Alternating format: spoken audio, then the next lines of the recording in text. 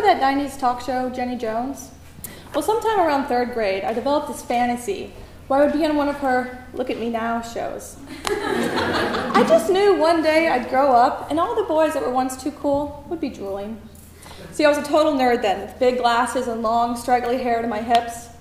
Middle school got a tad better when I switched out the glasses for contacts, but I also added braces and I just couldn't seem to stop sweating. All the boys were still too cool. Luckily, I was able to start with a clean slate and straight teeth for high school when I was accepted to Culver, a boarding school in rural Indiana. By then, my eyebrows had mostly grown back from the assault I'd led on them in middle school, and no one there would remember I ever split my pants in the playground. Culver reinvented me. I had a field day owning who I was growing into. It was there that I first started to believe I could pull off a look at me now moment. I had always managed to be somewhat popular by being funny, but I was finally desirable. Freshman year brought me my long-anticipated first kiss. I was watching October Sky with Eli, a red-haired, tube sock-wearing junior from Saudi Arabia. I was a big dancer then, and he'd done a favor for me by being my partner in a Frank Sinatra swing piece. How could you not fall for someone swinging closely to such a crooner? We never ended up dating, but I was exposed to that feeling and power and vulnerability that being wanted delivers. A potent combo I'm still exploring. I had a few other odd suitors freshman year, but most notable was Mark. He was a senior that got kicked out of school by Christmas. His newfound residency in New York didn't stop him from calling me in Indiana routinely. My roommate always picked up the phone and said, "She's right here." Thanks, Aaron.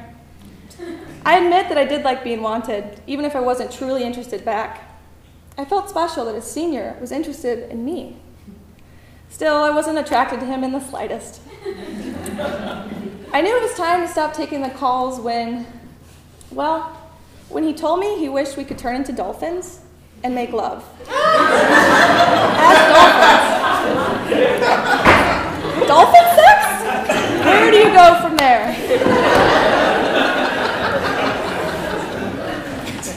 Sophomore year, I started dating Jordan, the sweet southern gentleman from Kentucky with thick curly hair and a gap between his front teeth. My first love. We kept each other's secrets and took each other's virginity. We spent every possible waking moment together and often purposely fell asleep on the phone so we could hear each other breathe. I know, equally adorable and creepy. We dreamt of our future life together, complete with our golden retriever, Pickle. We even exchanged rings we had engraved. Cue a rom-com theme song.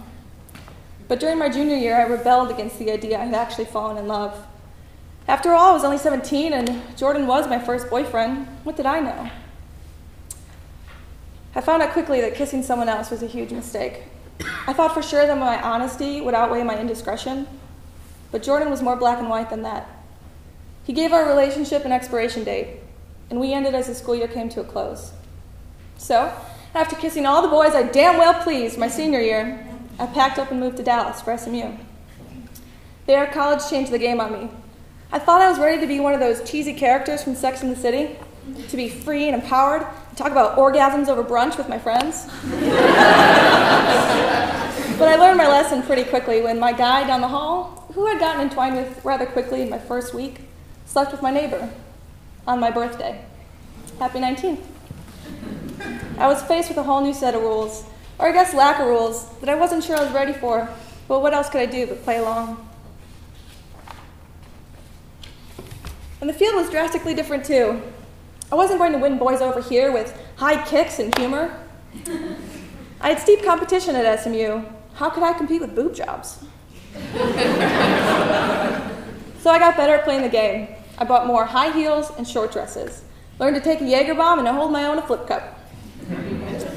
I had my share of flirtations and modern dates, you know, meeting out at bars and parties. And then sophomore year, at one of those parties, I met Kevin.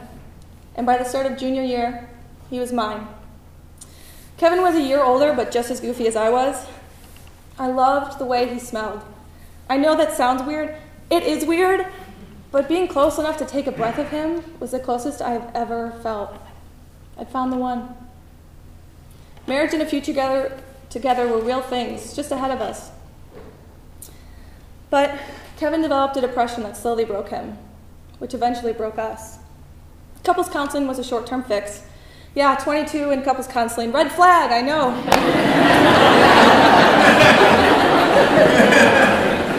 But this was a fight worth having. Ultimately, it was a fight I ended so he could focus on fighting for himself. Naturally, there's a lot more to it than that. But we were just both so emotionally tried that even our friendship had to fall to silence. And that's where it lies. So after a few quick flings and then a long year on my own, I was open to finding someone again. I wasn't ready for another passionately draining relationship, but I did want someone. Someone to make my heart race and feel vulnerable around again.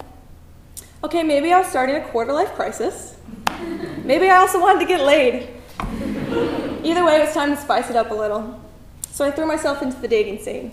I chatted up everyone when I went out, and I made a conscious effort to turn off my cold bitch glare. I didn't even get discouraged when my first date stood me up. In fact, he gave me a good laugh when he texted 2 weeks later trying to explain. I wanted to go out with you, but in the end, I prefer not. Ciao. Hot Italians with poor English can get away with murder. Then I made my Match.com profile. Who knew I had men wanting to marry me and teach me about God all the way from Arkansas? Well, I found a few good dates and set them up. Boom, boom, boom. 5 dates in 5 days. Let's do this. Date number 4 was Dan. Wow, a guy who actually looks like his profile, and he's tall and sexy, and he forgot to mention he's missing most of one arm. I was suddenly being tested. What's the right answer? Do I ask about it? Do I not ask about it? Surely he knows it's the elephant in the room. We'll just make a quick joke and it'll be done. But he hasn't yet. Surely it's too late to bring it up now. He can hold a martini glass with it? He keeps touching.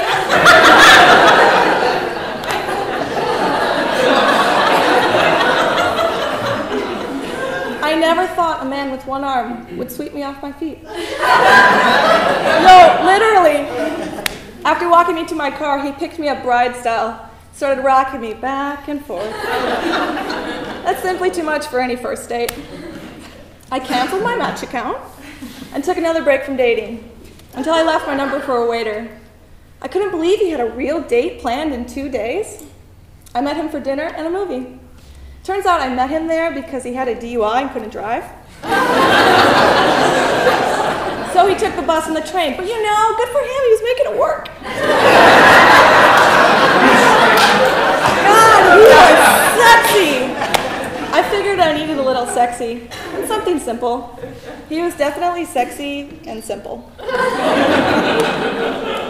Then I was confronted by my biggest pet peeve, guys who leave their socks on. Why do you still have your socks on? I asked late one particular evening. He simply removed them without a word. Cool, back to it. But in the light of morning, I saw why. The socks had been hiding an ankle monitor. Fuck.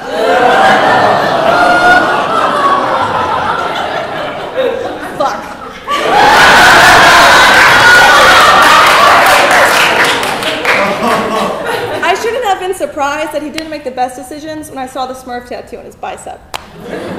So that's over. And I'm getting more selfish with my time. I've collected enough stories for now.